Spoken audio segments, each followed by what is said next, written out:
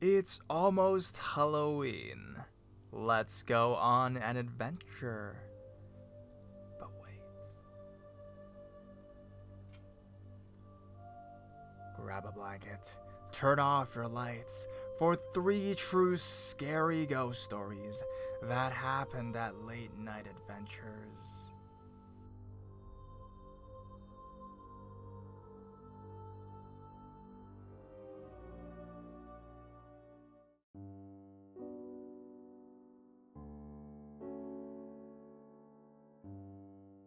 Birthday at Rotary Park.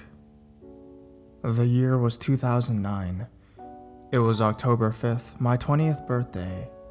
My boyfriend at the time was at work, and I was at his parents' house. His stepmom and I had a fun day shopping and dining out. Autumn made the scenery so beautiful that day in southeast Michigan. The night was slowly approaching. Lori and I needed to get to her house quick so we could make dinner for the boys. My ex and his father arrived home almost simultaneously. Dinner was made, the food was enjoyed, and the kitchen had been cleaned. It was nearly 8 o'clock at night, yet Lori nor myself were in no mood to turn in early. Instead, knowing that Halloween was less than a month away, we decided to go online to look at some scary haunted houses, or maybe a ghost walk or something scary to do. It was my birthday after all. I don't remember what day of the week my birthday fell on that year. Evidently not a Friday or Saturday, because those 2 days were the only days that haunted houses and spooky things to do were open. So instead, we looked in for something to do that could be done every day of the year. One of which was the legend of Rotary Park. Rotary Park is a local park in Livonia, Michigan. It has the traditional playground and baseball diamond, and a few trails that go on for a couple miles. Around the baseball diamond is a road and track that has circled the diamond, which is probably the size of a regular track around a football field, just more circular. The legend of Rotary Park says if you go to the park between the times of early fall and early spring, when the weather and air is still crisp with a cold night's breeze, you hear strange and unusual things. You must wait until darkness falls, go to the park and walk around the road that circles the baseball diamond. If you're lucky, you hear the howls and screams of 2 little girls that were allegedly tortured and murdered there before the turn of the 20th century, killed by their parents' farmhand, the man who their parents hired to help them on the farm. If you're lucky, you see 2 young girls in white dresses calling for help. We did not see this. We saw something much different, and probably much worse. Our story. We arrived at Rotary Park just before 9:30 p.m. I drove. We parked the car and got out. Instead of walking around the baseball diamond, we walked through it to the leftmost trail. It was pitch black. My ex was scared to go anymore. He held a flashlight about 10 feet from the entrance of the trail. Lori made it to the entrance of the trail. I made it about 5 feet into the trail before I started hearing what sounded like whispers. The wind soon picked up and got very cold. I stared into the pitch black trail looking for something, not knowing what. I got what would seem like a big surprise. I peered my eyes as they tried to adjust to the blackness. I squinted looking for something, seeing nothing, until I heard a scream. It wasn't just a scream. It sounded like a warning, like someone was trying to yell something to me, but the voice was too faint and too far away for me to make what. My heart starts to race. I feel my flesh getting more chilled. The jackets I have on aren't enough anymore. It literally felt like the temperature dropped 20 degrees, though that would be a bit dramatic. I have always been taught to not show any fear, so instead of running out like a big baby like I really wanted to do, I just turned my head and asked if Lori had heard that. I hear my ex in the background faintly say, "Hear what?" I stay focused on Lori. I turned my flashlight towards her. Her eyes were as wide as they could be, her flesh ghost white. I knew she knew exactly what I was talking about. Instead of replying with a yes or a no, she replied with something more scary, something more shocking, much more tantalizing. "Something grabbed me," she exclaimed. I asked her what she meant. She said she heard the scream as well, but before she could react to it, she felt what seemed to be hands grab on both sides of her stomach, as if standing directly in front or behind her, and it startled her. This I could tell plainly. I turned away from her, not saying a word. I looked back into the woods, almost daring anyone or anything to taunt me. I spoke a question, probably the most stupid question one could ask while ghost hunting. "If there's someone in here, can you show yourself to me to prove you are here?" I didn't get a full-bodied apparition, if that's what you're thinking. Instead, I got something that I would say to be much more scary. I walked 1 foot ahead towards the woods. I could feel my heart pounding. I saw one of the scariest things I ever did see and probably ever will. Right before I was to speak again, I got a huge rush of icy cold wind blast in my face, and as it punched my face with cold, I saw what seemed to be a disembodied head fly towards me. I would assume this ghostly form is what caused the cold blast of wind, because when I recovered from the shock of what had just happened, I turned around to my ex and Lori, and they stand there puzzled at me. I asked them, "You didn't feel that, or God forsake, see that?" They both questioned my reliability. I felt the wind pick up again. This time I wasn't sticking around. I wasn't afraid to run out like a big baby anymore. I didn't care. I just didn't want to see that horrible face again. I booted it, ran as fast as I could towards the car, Lori and my ex screaming behind me, asking me why I was running. So I guess by now they believed me, as they were shortly right behind me in their own run. I pressed the auto lock on the car key. The car unlocked, and I sat in the driver's seat. Lori and my ex arrived soon after. I was shocked, scared, I was crying. They were trying to comfort me, though asking me a whole bunch of questions didn't help. I gathered my thoughts and got myself to my usual self. The tears had stopped. I was ready to talk. After I spoke about what happened, I turned the car on. I was surprised to only see that 13 minutes had passed since we got out of the car in the first place. What seemed like hours took just a few short minutes to play out. My ex and Lori decided it was time to go. Lori had forgot she had her camera with her. We had been charging the batteries all day because she was going to use the camera for an event the next day, October 6th. We charged 2 sets of batteries and brought them both along.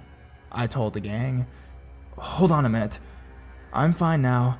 I just want to drive around the baseball diamond." So they agreed, and we proceeded to do so. We drive slowly. All the while, Lori is snapping pictures on a digital camera. We came to the entrance of that horrible leftmost trail when she told me to stop. I almost hesitated but did stop. She snapped a few pictures. Her camera made a funny beeping sound just before the batteries died. She and I both knew that was weird, being the batteries were fully charged when we left the house. So she put it in her other set of batteries and I started driving again.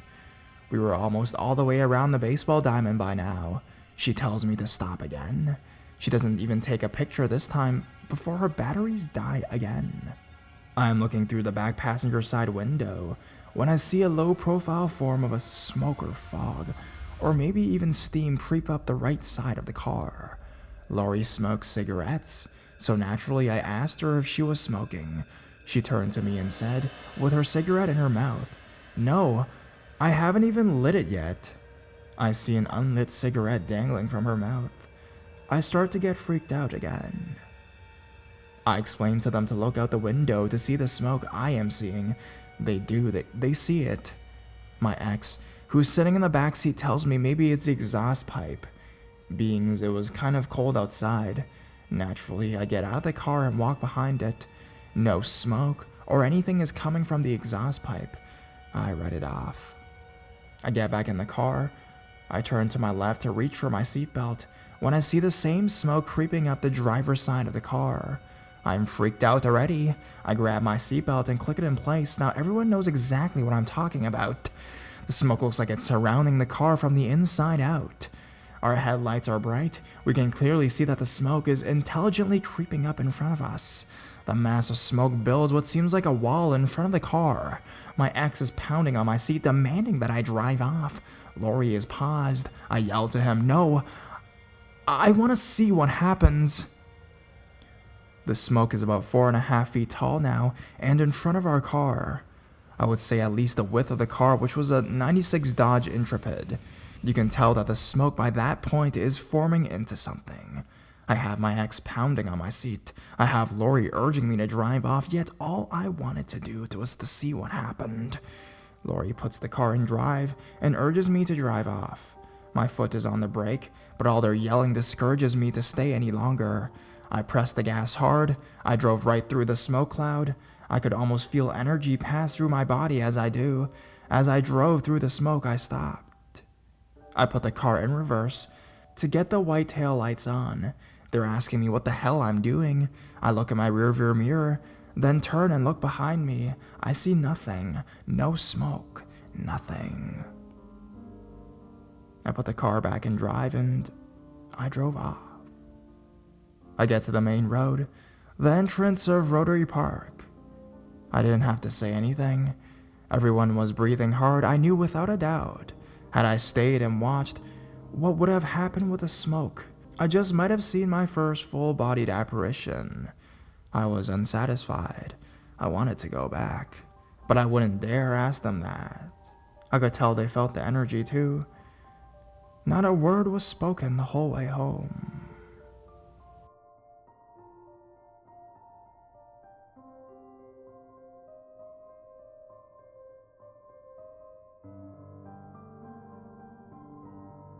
A fast shadow on a well-lit street.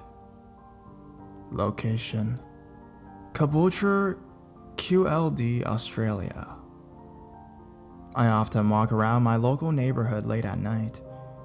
I generally enjoy walking at night just because it keeps cooler than during the day, and also because there's no one around. I can feel like I can wander about and think. I normally go for my late night walks at about 10 p.m. or at 12 midnight. And sometimes I don't come home even at 4 in the morning. This one night, I had left earlier. I was angry or sad or something, but I can't really remember. It wasn't anything serious, I'm sure. It was just something that happened during the day. In any case, when I was walking, I started getting a feeling like I wasn't safe. I was constantly looking over my shoulder and expecting to see something, and I was walking fast and concentrating on my surroundings. As I said before, I generally like to relax and enjoy myself, so this was a bit of a letdown. However, I had about a year and a half previously had a run-in with some wannabe gangsters in a park. I started thinking I was feeling like this because I could sense that someone was around or something. Eventually, I just realized I was being paranoid and tried to put it out of my mind. After this, I realized no matter what, the rest of the night I would be thinking about it, and I wouldn't be able to just relax and think about anything else, so I headed home. By this time, it was only about 10:30 at night, so it was still very early for my standard walks.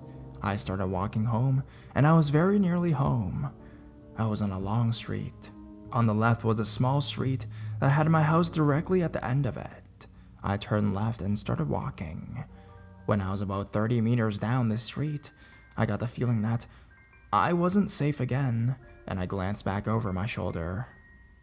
I saw a pitch black shadow fly across the street, going from the direction I had come from, and continue down the street instead of turning left.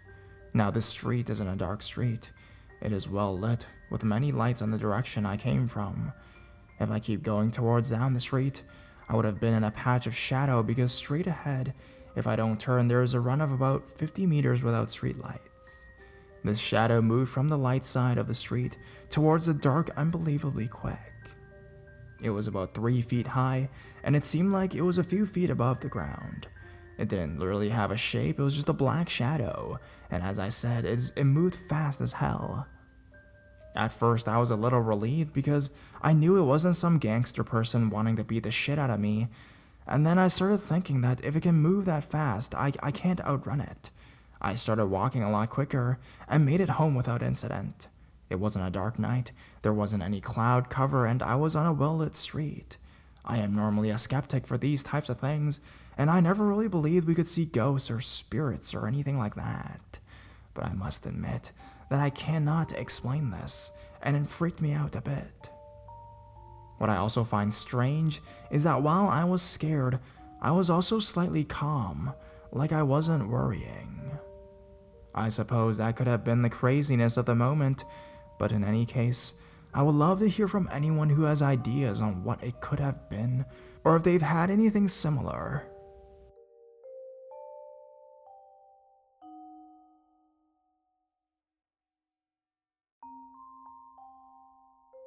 Haunted beach party. As a teenager, I was always into Halloween and all the stuff that surrounded that occasion. In high school, I had a group of friends that I always had, and we always loved hanging out. We lived in Amherstburg, Ontario, Canada. It's a small historic town just 20 minutes down of Windsor, Detroit. The town is a very popular hotspot for all sorts of paranormal and other odd activities. We had a lot of fun exploring these known places. Because of the wars and the history of the area, it's almost impossible to walk around and not be standing in either an old battlefield or ancient Indian graveyard.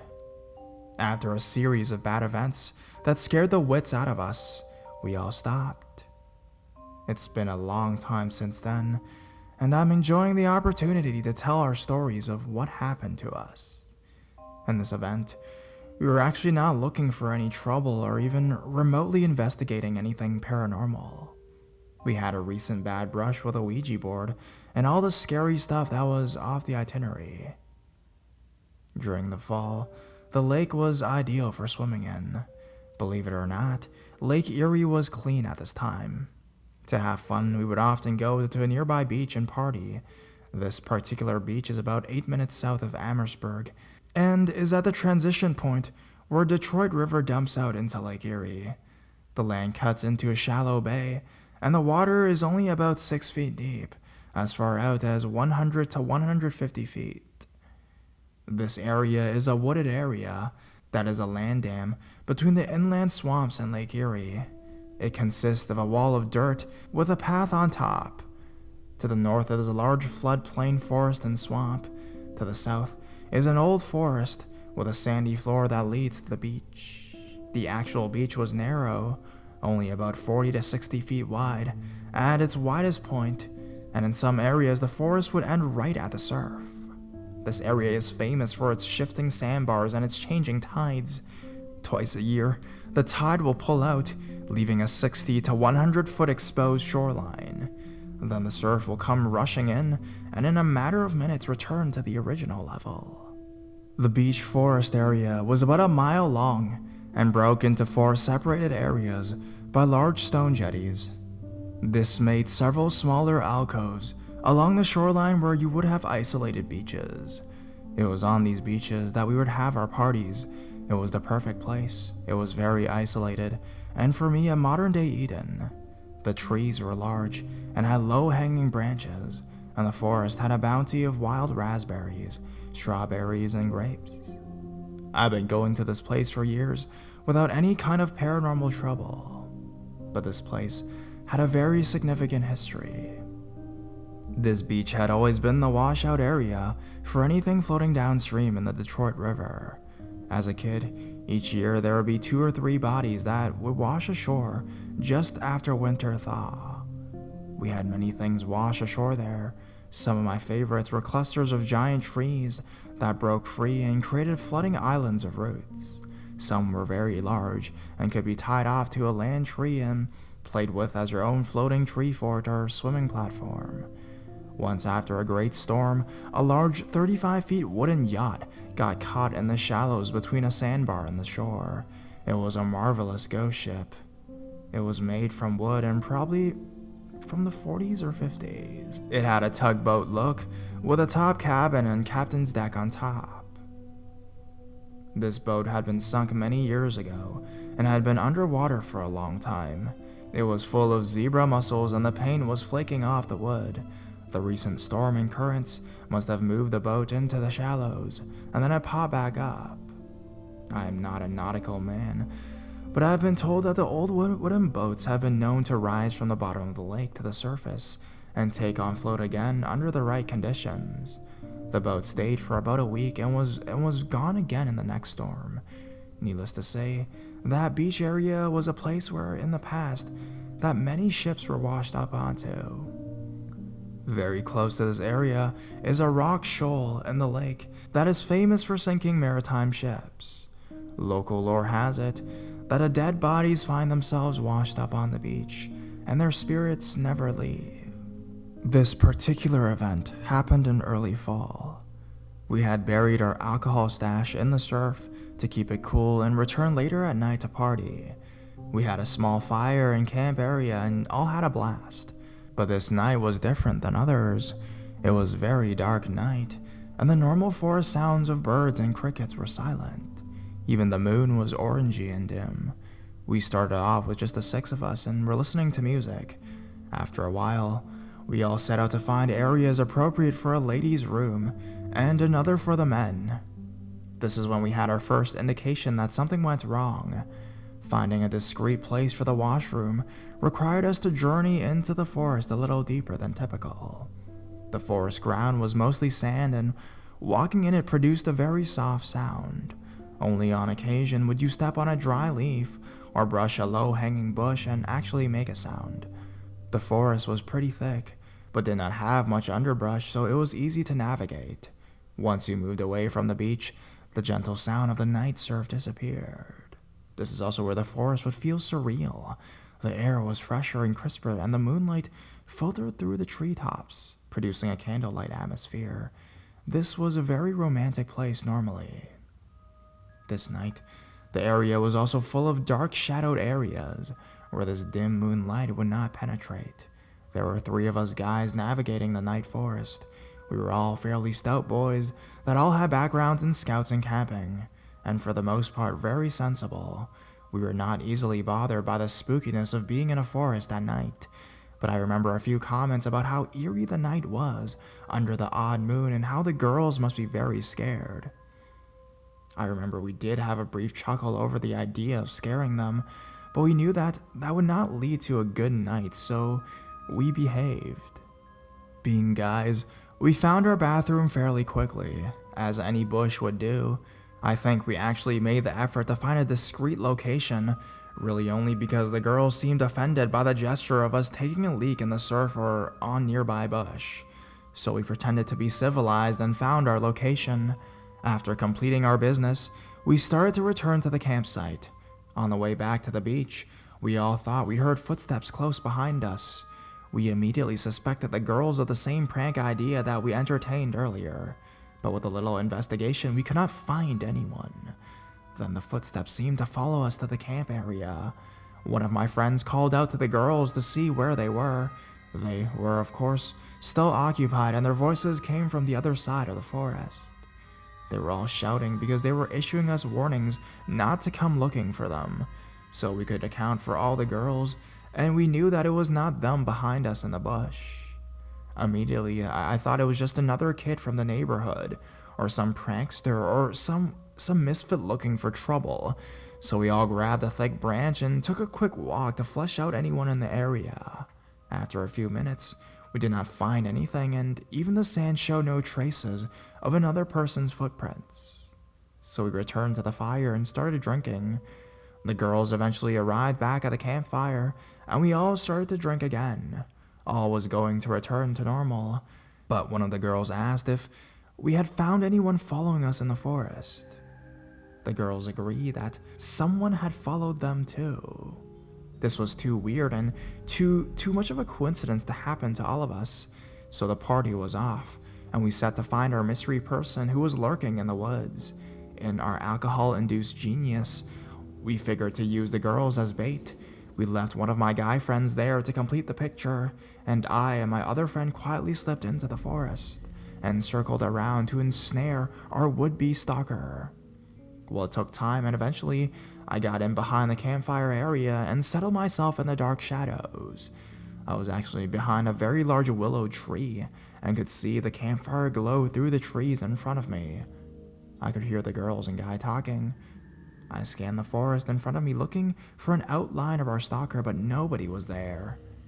Now standing out in the dark forest alone, looking for a mysterious person gets one to thinking, who is hunting who? I start to second guess the plan.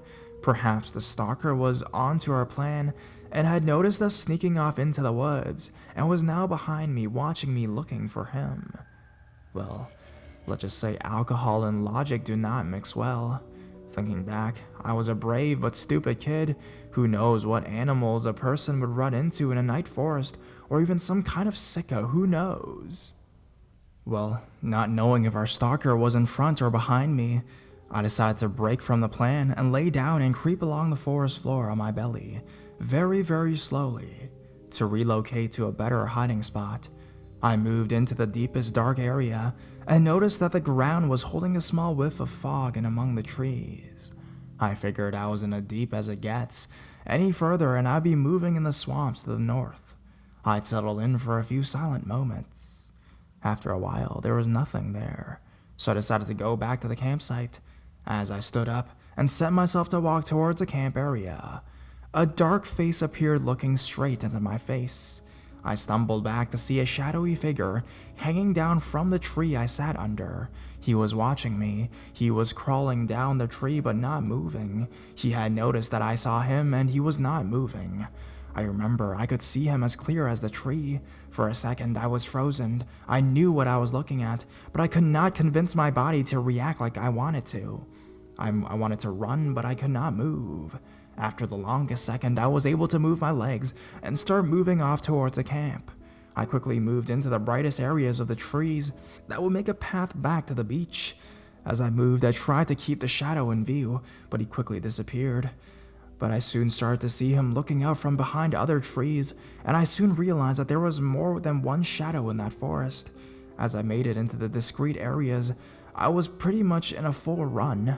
I hadn't realized, but the beach and camp area was silent. My friends were not making any sounds. Suddenly the girls started screaming. The campfire was put out. The forest became darker. I ran towards where I remember the campfire light to be. I caught the image of my other friend who had been scouting in the forest as he bolted past a bush and into the open beach. We both looked around and could not see the others. We quickly found them, as they were all some distance towards the shoreline.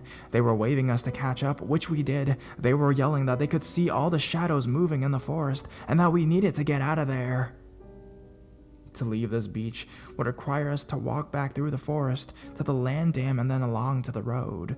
None of us could bring ourselves to go back into the forest, especially now that the fog was moving in quickly from the trees. Even the lake had fog moving in from it. We knew we were going to be trapped in the fog if we did not get out quickly, but we were not going into the forest. We were all very scared and made a semi-desperate break for the water. The water was not too deep, but it was very cool. We moved along the waterfront until we passed the forest and came to the shoreline in front of the first house on the street. We climbed up the rock wall and ran across their yard and back to our cars parked at the road. Even as we left, the car's headlights light up the fog, and we could see things moving in the fog. I really wanted all to be due to the alcohol, even though we did not consume very much at the time. We considered this a 7 on our scary shit meter, making it one of the scariest things we've seen until that point. We did not think about it at the time, but I'm sure it was connected to the Ouija board incident we had. The Ouija board from hell broke the scary meter ratings and stopped all of our investigations.